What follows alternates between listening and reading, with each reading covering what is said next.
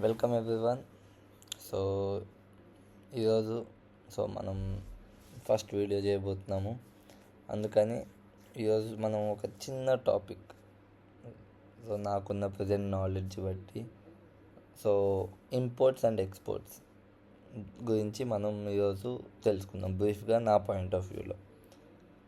మనం టాపిక్లోకి వెళ్ళే ముందు ఒక చిన్న స్టోరీ చెప్తాను. ఏంటంటే, ఒక ఇద్దరు ఫ్రెండ్స్ ఉన్నారనమాట. వాళ్ళిద్దరు కూడా ఒకసారి బిజినెస్ స్టార్ట్ చేద్దామని, ఏదో ఒక స్టార్టింగ్ చిన్న బిజినెస్ స్టార్ట్ చేద్దామని ఒక లెమనేడ్ బిజినెస్ స్టార్ట్ చేస్తారనమాట. లెమనేడ్ అంటే లెమన్ జ్యూస్. ఇప్పుడు లెమన్ జ్యూస్ ఎప్పుడైతే స్టార్ట్ చేస్తారో వాళ్ళిద్దరు కూడా ఒక గ్లాసు $10 అమ్ముదామని వాళ్ళిద్దరు ఫిక్స్ అవుతారు. తర్వాత వాళ్ళు ఒకరోజు మార్నింగ్ లేస్తారు. లెమనేడ్ కావాల్సినవన్నీ, లెమన్స్, జ్యూస్ అన్నీ కూడా తెచ్చుకొని రెడీ చేసుకుంటారు. ఆ తర్వాత స్టాల్ దగ్గరికి వెళ్తారు. వాళ్ళిద్దరు ఏం చేస్తారంటే ఒక రూల్ పెట్టుకుంటారు. ఏంటి, ఇప్పుడు ఎవరైనా కానీ లెమన్ జ్యూస్ తాగాలి అంటే, కప్పు తాగాలి అంటే $10 ఇచ్చే తాగాలి కప్పు అని వాళ్ళు రూల్ పెట్టుకుంటారు. అప్పుడు వాళ్ళు ఏం చేస్తారు, వాళ్ళిద్దరిలో ఒక అతనికి దాహం వేసిద్ది అనమాట. ఇప్పుడు లెమనేడ్ అతను తాగాలనిపించింది కాబట్టి ఇప్పుడు అతను ఏం చేస్తాడంటే, అతని దగ్గర ఉన్న $10 తీసి వేరే అతనికి ఇస్తాడు. ఆ $10 తీసుకొని అతను లెమనేడ్ ఇస్తాడనమాట. అతను మళ్ళీ తాగుతాడు. ఆ తర్వాత మళ్ళీ ఇంకొక అతనికి దాహం వేసిద్ది. అతను కూడా ఏం చేస్తాడు, ఆ $10 తీసి ఇతనికి ఇస్తాడు. ఇతను కూడా లెమనేడ్ అతనికి ఇస్తాడు. ఇద్దరు తాగుతారు. అలా మళ్ళీ ఇతనికి మళ్ళీ తాగాలనిపించింది, అలా తాగుతాడు. మళ్ళీ $10 ఇచ్చి మళ్ళీ తీసుకుంటాడు కప్పు. అలానే ఇంకొక అతనికి కూడా తాగుతాడు. అతను కూడా $10 ఇచ్చిన $10 మళ్ళీ ఇతనికి ఇచ్చి అలా కప్పు అలా అలా తాగేస్తూ ఉంటే లాస్ట్కి వచ్చేసరికి ఎండ్ ఆఫ్ ద డే అక్కడ వచ్చేసరికి ఏమి ఉండదు లెమనేడ్. ఇప్పుడు అక్కడ డబ్బులు చూసుకుంటే ఎంత ఉంటాయి, అవే డబ్బులు ఏవైతే ఉన్నాయో $10 మాత్రమే ఉన్నాయన్నమాట. ఇక్కడ నేను చెప్పాలి అనుకుంటుంది ఏంటి అంటే, ఏదైనా కానీ ఒక కంట్రీ అనేది గ్రోత్ ఉండాలి, ఒక ప్రాపర్ డెవలప్మెంట్ చూడాలి అంటే ఇంపోర్ట్స్ అండ్ ఎక్స్పోర్ట్స్ అనేవి చాలా క్రూషియల్. ఎందుకంటే డొమెస్టిక్గా ఏవైతే మనం కంట్రీలో చేసుకుంటామో ఆ కంట్రీలో కరెన్సీ మాత్రమే అవుతుంది. మనకి డబ్బులు అనేవి వేరే కంట్రీ నుండి ఎప్పుడైతే రావడం స్టార్ట్ అయ్యిద్దో అప్పుడే మనం గ్లోబల్ గ్రోత్లోకి ఎంటర్ అవుతాం అనమాట. ఇప్పుడు ఆ $10 లాస్ట్ డే చూసుకుంటే వాళ్ళ దగ్గర అదే $10 ఉన్నాయి.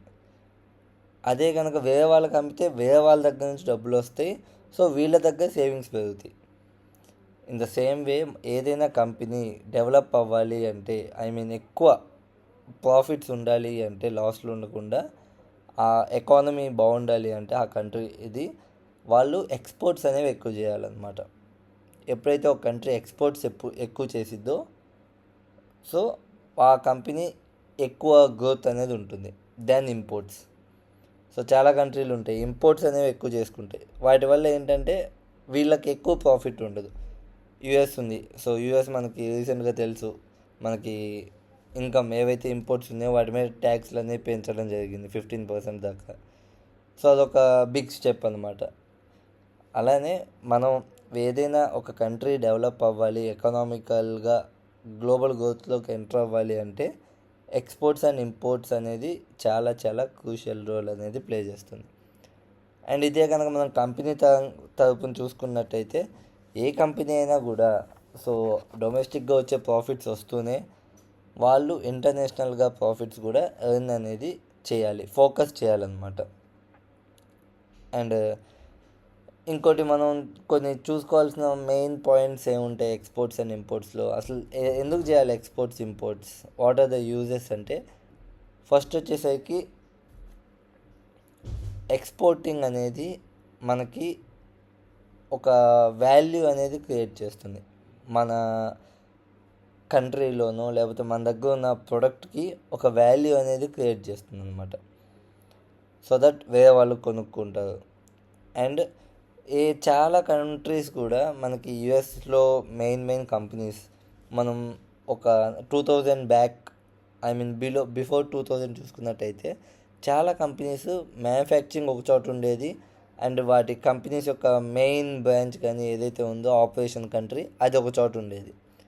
సో అప్పుడులో ఎందుకు వేరే కంట్రీకి వచ్చి మ్యానుఫ్యాక్చరింగ్ చేసేవాళ్ళు అంటే మెయిన్ థింగ్ వచ్చేసరికి వాళ్ళకి first thing environment. So environment పరంగా కూడా వాళ్ళు చూసుకోవచ్చు. ఇప్పుడు కొన్ని ప్రొడక్ట్స్ చేయడం వల్ల ఎన్విరాన్మెంట్కి డ్యామేజ్ అయ్యిద్ది. సో ఆ ఎన్విరాన్మెంటల్ డ్యామేజ్ అనేది ఆ కంట్రీకి తీసుకోవడం ఇష్టం లేకపోవచ్చు, అందుకని వేరే కంట్రీలోకి పెట్టడం జరిగిద్ది.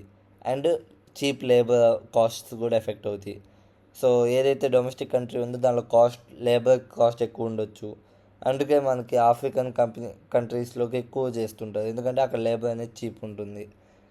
అండ్ ఏదైతే ఆ చీప్ లేబర్ ఉంటుందో దాంతో ఇద్దరికి బెనిఫిట్ ఇది కరెక్ట్గా చూసుకుంటే. ఫస్ట్ వచ్చేసరికి కంపెనీకి చీప్ లేబర్ వచ్చింది, and at the same time ఏదైతే ఆ కంట్రీ మ్యానుఫ్యాక్చరింగ్ ప్లాంట్ ఉన్న కంట్రీ ఉందో వాళ్ళకేంటి ఎంప్లాయ్మెంట్ అనేది పెరుగుతుంది. చైనా కూడా స్టార్టింగ్లో అలా ఎంత చీప్ లేబర్ అంటే అంత చీప్ లేబర్ని తెచ్చుకుందనమాట.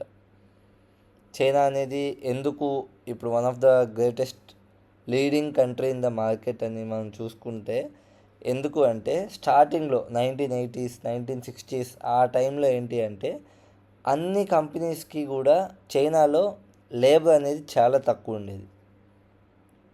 సో ఎప్పుడైతే ఆ చైనా లేబర్ అనేది తక్కువ ఉందో అన్ని కంట్రీస్ కూడా అక్కడికే వెళ్ళి ఇన్వెస్ట్ చేసాయి, మ్యానుఫ్యాక్చరింగ్ కంపెనీస్ అక్కడే స్టార్ట్ చేశాయి. అప్పుడు ఆ చైనీస్ పీపుల్ ఎవరైతే ఉన్నారో సో వాళ్ళందరూ కూడా పర్ఫెక్షనిస్ట్స్ అయిపోయారు అనమాట వర్క్లో, మ్యానుఫ్యాక్చరింగ్లో, అన్నిట్లో. ఇంకా వాళ్ళందరికీ కూడా ఏంటి అంటే అదొక్కటే పర్ఫెక్ట్ చేశారనమాట. So they became perfect. So ఇప్పుడు వాళ్ళు ఏం చేశారు, ఇప్పుడు దానిలోనే పర్ఫెక్ట్ అయ్యి ఇంకా బెటర్గా ఎలా చేయొచ్చు దానికి సంబంధించిన టెక్నాలజీస్ డెవలప్ చేయడం కానీ ఇంకా అలా ఏవైతే ప్రాఫిట్స్ కానీ అవి అన్నీ ఇంకా వాళ్ళకి కంపెనీకి ప్రాఫిట్స్ ఇచ్చుకుంటూ వీళ్ళు ఏవైతే చేయాలనుకుంటున్నారో అవన్నీ కూడా సో వాళ్ళు పర్ఫెక్ట్ అయ్యి they developed some technologies so that వాళ్ళ వర్క్ అనేది ఈజీగా అయ్యేది. అండ్ ఇప్పుడు మనం చూసుకున్నట్టయితే వాళ్ళు అలా డెవలప్ అయ్యి ఇప్పుడు మనం వేరే కంట్రీస్లోకి పెద్ద పెద్ద కంపెనీస్ వేరే కంట్రీస్కి కూడా వెళ్ళకుండా చైనా దగ్గరికి వెళ్తున్నాయి అంటే బికాజ్ వాళ్ళు డెవలప్ అయ్యారు, దాన్ని కరెక్ట్ యూజ్ చేసుకుంటున్నారు టెక్నాలజీని. సో నీకు తక్కువకి ఒక కంపెనీ ఉంది, దానికి లేబర్ తక్కువ వస్తుంది, సో ఎఫిషియన్సీ అండ్ టైం తక్కువ తీసుకుంటుంది. సో ఆబ్వియస్లీ ఏ కంపెనీ అయినా ఎక్కడికి వెళ్ళిద్ది, చైనాకే వెళ్తుంది. So they became perfect, they used that opportunity so that they developed some technologies, they made it easy. So ఇప్పుడు వన్ ఆఫ్ ద లీడెస్ట్ కంపెనీగా ఉంది ఎక్స్పోర్టింగ్లో. అండ్ ఏ కంట్రీలో అయినా కూడా మేడ్ ఇన్ చైనా అనేది మాత్రం మనకు పక్కా ఉంటుంది. Even in Australia, even in India to, right? ఎందుకు అంటే బికాజ్ వాళ్ళు అలాంటి టెక్నాలజీస్ డెవలప్ చేశారు, వీలైనంత తక్కువలో మ్యానుఫ్యాక్చరింగ్ చేసి ఎక్స్పోర్ట్ చేయడంలో వాళ్ళు ఫోకస్ ఎక్కువ చేశారు. సో అందుకే మనకి చైనా అనేది డెవలప్డ్ కంట్రీలో ఉంటుంది. అండ్ ఇంటర్నేషనల్గా మనం వెళ్ళాలి అనుకుంటే ఏదైనా కంపెనీ పరంగా ఏదైనా కూడా మనం చూసుకోవాల్సింది ఏంటంటే ఎక్స్చేంజ్ రేట్స్. సో ఆ ఎక్స్చేంజ్ రేట్స్ అనేవి కూడా మనకి కంట్రీకి డిఫరెంట్గా ఉంటాయి. అండ్ యూఎస్ మనకి ఆ ఇంపోర్ట్స్ చేయడం వల్ల ఆస్ట్రేలియన్ డాలర్కి ఇండియన్ రూపీస్ కూడా డిఫరెన్స్ అనేది వచ్చింది.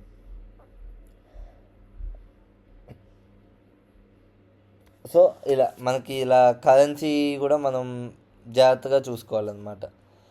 సో ప్రతిదీ కూడా మనం ఎక్స్పోర్ట్స్ అండ్ ఇంపోర్ట్స్, అండ్ ఇంకోటి ఏంటి, ఇంపోర్ట్స్ అనేవి ఆల్వేస్ ఎక్స్పోర్ట్స్ కన్నా తక్కువ ఉండాలి.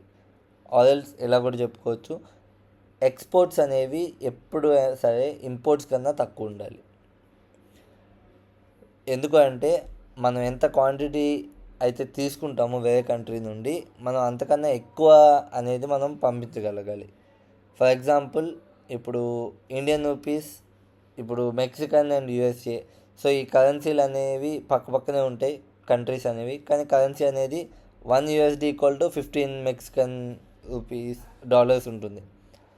సో ఇప్పుడు మరి ఎందుకు మరి పక్క పక్కన ఉన్నా కూడా అంత డిఫరెన్స్ అంటే, సో వాళ్ళకి ఎక్స్పోర్ట్స్ ఇంపోర్ట్స్ అనేవి డిఫరెంట్గా ఉంటాయి అన్నమాట.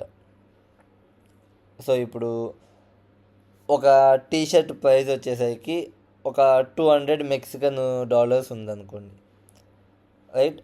సో అంటే ఇప్పుడు ఆ ఒక టీ షర్టో అనేది $200. అదే యుఎస్ కరెన్సీలో అయితే 200 రైట్. అంటే అరౌండ్ ఒక $20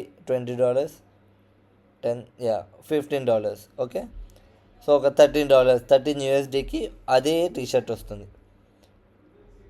అదే మనకి $1 ఈక్వల్ టు $10 అయింది అనుకోండి.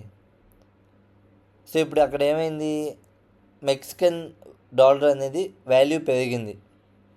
సో అప్పుడు ఏమైంది, ఆబ్వియస్లీ యుఎస్ డాలర్ అనే ప్రైస్ వాల్యూ అనేది తగ్గుతుంది. సో దీన్ని మనం ఏమంటాము అంటే డిటెన్షన్ అంటాం అనమాట. ఓకే. సో అలానే మనం ఈ లెవెలింగ్ అనేది మనం చూసుకొని వేరే కంట్రీలోకి ఎంటర్ అవ్వాలి. అలానే మన కంపెనీకి కూడా వేరే కంపెనీకి కూడా, సో మన అష్టాదిక్కి కూడా మనం చూసుకోవాల్సింది ఏంటి అంటే, మనం కోర్స్ డొమెస్టిక్గా మనం చేయాల్సినవన్నీ చేయాలి. And at the same time exporting అనేది ఎప్పుడైతే మనం స్టార్ట్ చేస్తామో, సో అప్పుడే మనం biggest markets and big profits అనేవి మనం ఎక్స్పెక్ట్ చేయగలుగుతాం. ఓకే. సో ఈవెన్ ఇది యూకే అవ్వచ్చు, ఆస్ట్రేలియా అవ్వచ్చు, ఎప్పుడైతే మనం ఎక్స్పోర్టింగ్ అనేది స్టార్ట్ చేస్తాం, కోర్స్ దానికి లీగల్ ప్రాసెసింగ్లు అవన్నీ కూడా ఉంటాయి. అవన్నీ చూసుకుంటూ మనం ఎప్పుడైతే బిగ్ ప్రాఫిట్స్ కావాలి అనుకుంటే అప్పుడు ఎక్స్పోర్ట్స్లోకి వెళ్తేనే మనకి ఇన్కమ్ అనేది వస్తుంది. సో దట్ ఆ ప్రాఫిట్స్ నుండి మనం ఇంకా బాగా డెవలప్ చేసుకోవచ్చు. ఓకే. సో ఈరోజు నా పాయింట్ ఆఫ్ వ్యూలో మనం ఎక్స్పోర్ట్స్ అండ్ ఇంపోర్ట్స్ ఎందుకు అవ్వాలి అనేది ఒక కొంచెం బ్రీఫ్గా ఎక్స్ప్లెయిన్ చేశాను. Thank you for watching. See you in next video.